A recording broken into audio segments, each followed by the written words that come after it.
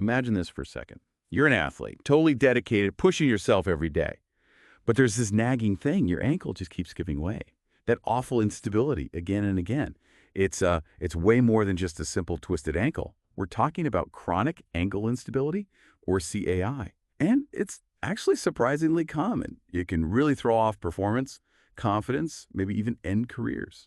So today on the Deep Dive, we're going to cut through the noise. We're bringing you some critical insights from a really fascinating new study. This research looks right at how we can effectively treat CAI in athletes. What actually works to improve stability, both when you're standing still and when you're making those really quick, dynamic moves. We'll unpack which methods are effective and maybe which ones aren't quite what we thought. The results might actually surprise you.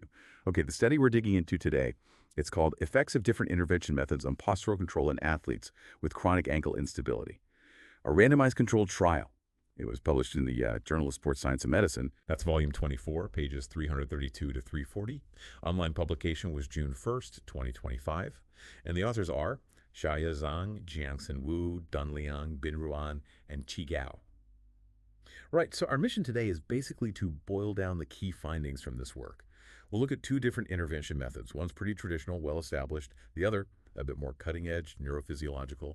Then we see what happens when they're put together. And the kicker, well, the results kind of challenge some common ideas about how more is better in rehab. So, yeah, let's jump right in. Okay, let's start with the basics then. What exactly is chronic ankle instability, and why is it such a big deal for athletes? Right. Well, CAI is pretty much the most frequent long-term thing that happens after an initial ankle sprain. It's defined by those recurring sprains you mentioned, and that feeling, that really unsettling feeling of the ankle just giving way, often without warning. And it's a huge issue, honestly, because it leads to somewhere between 20% and 40% of people who have it just stopping exercise. Altogether, think about that, up to nearly half. People whose active lives are seriously impacted, maybe even stopped because of this. Wow, 20 to 40%. That's massive. So it's not just about recovering from the first injury. It's these lingering functional problems. Precisely. People with CAI, they often show impaired postural control. That means they struggle with static balance, just standing still, holding a position. And dynamic balance, which is staying stable while you're moving, running, jumping, cutting, that kind of thing. This deficit, it really increases their risk of re-injury, of repetitive trauma. And over time, that can lead to joint degeneration, even early arthritis in the ankle. So the real challenge in rehab is finding the best ways to fix these postural control issues. Okay, so given that challenge, what were the specific rehab approaches this study looked at? Were they testing brand new ideas or refining things we already use? They focused on two main interventions. First, a really well-established method, balance training, or BT, very common. And second, a more novel technique, a neurophysiological one called transcranial direct current stimulation, or TDCS. Let's unpack balance training first. That sounds, well, pretty intuitive for an ankle injury, right? It absolutely is, and it's really fundamental to recovery. Balance training, especially when you do it in a weight-bearing position, is sort of the go-to in rehab. It's known to be really effective at reestablishing neuromuscular control, getting the nerves and muscles talking properly again, and fixing poor postural control. It's a crucial part of, standard clinical rehab protocols for CAI. We know athletes doing BT show positive neural adaptations. It literally enhances their balance. It's about retraining the whole system. Okay, that makes sense. And then there's TDCS. That name alone sounds a bit like science fiction, stimulating the brain to help an ankle. How does that connection even work? Yeah, it sounds high-tech, but the principle is actually quite interesting. TDCS is non-invasive. It uses really weak electrical currents, usually just 1 to 2 milliamps, delivered through electrodes placed on the scalp. The idea is to gently sort of modulate the activity of brain neurons to alter what we call cortical excitability. Basically, it's like giving a very subtle electrical nudge to specific brain areas. A brain nudge for an ankle. I get it for neurological conditions maybe, but for a sprained ankle, how does that bridge the gap? Well, as an additional therapy, TDCS has been looked at a lot for various neurological conditions. That's true. For musculoskeletal injuries like CAI, it's definitely more exploratory. The thinking is, though, that by influencing the brain's motor control areas, you might improve the neural signals for movement and stability, even for an injury down at the ankle. And there has been some previous research hinting that TDCS, especially maybe when combined with other exercises, might help dynamic postural stability in people with CAI. Interesting. So how did this study apply it? How did they target the right brain areas? They use a specific device, a constant current stimulator with 2 sponge electrodes soaked in saline. One, the anode that's the positive one, was carefully placed over the lower extremity motor cortex, so the part of the brain controlling leg movements. The other, the cathode, went over a sort of neutral spot on the forehead, the right orbital region. They applied 2 milliamps for 20 minutes while participants were just sitting. And crucially, for the control group, they used what's called sham TDCS. With sham, the current ramps up for about 30 seconds, so you feel that initial tingling sensation, and then it immediately turns off. This way, participants couldn't really tell if they were getting the real stimulation or the placebo. Clever, right? Yeah, that's pretty smart blinding. Okay, so now we understand CAI, we understand BT, and this TDCS approach. How did the researchers actually set up the experiment to compare them? Right, this was a prospective, randomized, sham-controlled trial, which is, a pretty robust study design. They recruited 40 athletes who had CAI, all from Beijing Sport University. And it's important to note, these weren't just weekend warriors. They were all at least national second-level athletes in China, highly trained, training multiple times a week. They had really specific criteria, too, like a history of at least one significant ankle sprain that stopped them from activity, and critically, at least 2 episodes of their ankle giving way in the last 6 months. That ensures they were really studying people with chronic instability. Got it. So a well-defined group of high-level athletes, how did they split them up for the different treatments? They were randomized into 4 separate groups. Each ended up with 9 participants. They accounted for potential dropouts. So Group 1 just got the real TDCS, Group 2 got the sham TDCS, the placebo, Group 3 got both. Real TDCS plus the balance training, and Group 4 got sham TDCS plus the balance training. This setup lets you isolate the effects. You can see what TDCS does alone, what BT does alone compared via G4 versus G2, and what they do together. Okay, 4 groups covering all the bases. TDCS only, placebo TDCS, BT with real TDCS, and BT with placebo TDCS. What did the actual training involve over the 4 weeks? So everyone did 12 supervised sessions over 4 weeks, 3 sessions a week. Each session started with 20 minutes of either the real TDCS or the sham version, depending on their group. Then groups 3 and 4, the ones also doing balance work, performed an additional 20 minutes of a specific balance training program. It involved progressive hop stabilization exercises, basically dynamic landings after a hop, really working on regaining control quickly. Groups 1 and 2, the ones only getting the electrical stimulation, they just rested after their 20 minutes. Makes sense. So after these 4 intensive weeks, how did they measure if anything actually improved? What were the key metrics for balance? They used 2 main outcome measures, pretty standard in this field. For static postural control, basically, how steady you are just standing still, they used the balance error scoring system, the BS test. Participants stood barefoot, sometimes on a firm surface, sometimes on foam, in different stances, like on one leg or feet heel to toe, eyes closed. They counted errors like stumbling, lifting your heel, opening your eyes, that kind of thing. Fewer errors means better static balance. Then, for dynamic postural control balance during movement, they used the Y-balance test, the YBT. Here, you stand on one leg and reach with your other leg as far as possible in 3 directions. Forward, anterior, back into the inside, posteromedial, and back into the outside, posterolateral. They measure how far you can reach without losing balance. A composite score is calculated too, giving an overall picture of dynamic stability. More reach distance equals better dynamic balance. Okay, BES is for static, YBT for dynamic. Got it. Now, the moment of truth. After 4 weeks, what did the results actually show? Did combining TDCS and balance training give that expected boost? Well, this is where it gets really interesting and maybe a bit counterintuitive. Let's look at static balance first, the BS scores.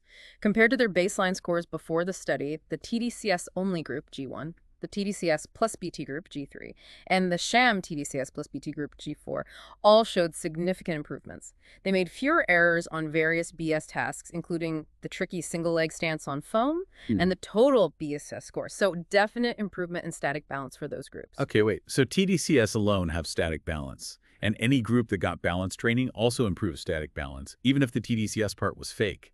That implies BT itself is really powerful for static balance, and TDCS also has an independent effect. But the combination, did it add anything extra? Was G3 better than G1 or G4? That is the really surprising finding. While all those groups improved significantly compared to their own starting point, there were no significant differences between the TDCS group, the TDCS plus BT group, and the sham TDCS plus BT group when they compared their final scores to each other. So, no, The combined program, G3, offer no additional benefits for static postural stability compared to just doing TDCS alone or just doing BT with sham TDCS. It directly challenges that assumption that adding the two together would be better. Wow. Okay. That really turns my expectation on its head. Combining brain stimulation with proven physical therapy and for static balance, no added value. That's genuinely surprising. But what about dynamic balance then, the Y balance test? Did we see the same pattern there or was it different? This is where the picture changes quite a bit. It gets clearer. For dynamic balance, only the groups that included balance training showed significant improvement. So that's the TDCS plus BT group, G3, and the sham TDCS plus BT group, G4. They showed significant improvements in their YBT reach distances, specifically the posteromedial, posterolateral, and the overall composite score compared to their pretest measures. So TDCS alone didn't help dynamic stability at all. That's a really stark contrast to its effect on static balance. Why do you think that is? Is there something fundamentally different about maintaining balance while moving versus standing still? Exactly. The TDCS-only group, G1, showed no significant changes in any YBT direction. None at all. This strongly suggests that while TDCS might enhance static balance maybe by improving how the brain processes sensory info, like feedback from the ankle, it's likely not enough on its own to improve the really complex neuromuscular coordination needed for dynamic stability. Dynamic balance requires much more active motor control, rapid adjustments, anticipating movement, things that physical training like BT directly targets and retrains. Okay, let's try and tie this all together then. TDCS helped static balance. Balance training helped both static and dynamic balance. But the combined approach, TDCS plus BT, did it end up being the best overall? Did G3 outperform G4, the BT with sham TDCS group, on dynamic balance? Well, if we look at the big picture, connecting static and dynamic, the combined program, TDCS plus balance training, did not provide significant additional benefits compared to the balance training intervention alone, G4, for either static or dynamic balance. This finding really went against their initial hypothesis, and honestly against some previous research that hinted at synergy. It's a really powerful reminder, especially in rehab, that just adding more interventions, even promising ones, doesn't automatically lead to a better outcome, particularly perhaps in these very high-level athletes. That is really fascinating. It challenges these assumptions we have about combining therapies.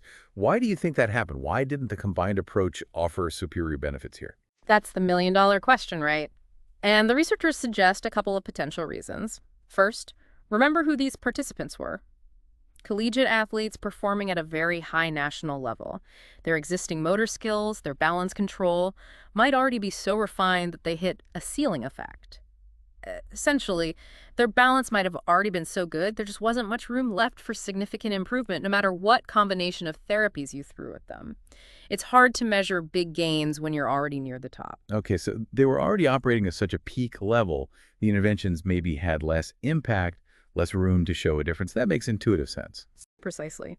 And another point they raise, which is quite interesting, is about the specific target of the TDCS. They stimulated the motor cortex, which definitely plays a role in balance, but its role might not be as absolutely central as, say, the cerebellum. The cerebellum is widely seen as the primary balance regulation center in the brain, and some previous studies that did find combined benefits from TDCS and exercise actually stimulated the cerebellum. So it might be that where you stimulate the brain is critical for potentially seeing these synergistic effects. It's not just if you stimulate, but where. So the study ends up highlighting the specific strengths of each approach, rather than some magical combined effect. It really sounds like traditional balance training remains king, especially for that crucial dynamic stability, even when you add fancy neurostimulation. Yes, that's a really key takeaway here. The study strongly confirms that traditional balance training is highly effective. It works for improving both static and dynamic postural control in athletes suffering from CAI, no question about that. And it also shows that TDCS on its own can improve static balance. Probably, like we said, by enhancing neuroplasticity, maybe how the brain processes sensory feedback, but that expectation, that hope, that putting them together would create some kind of super effect. Well, it just wasn't supported by this specific data in this population. It suggests maybe their benefits work through different pathways, or perhaps they both hit their own limits independently, especially in these elite athletes.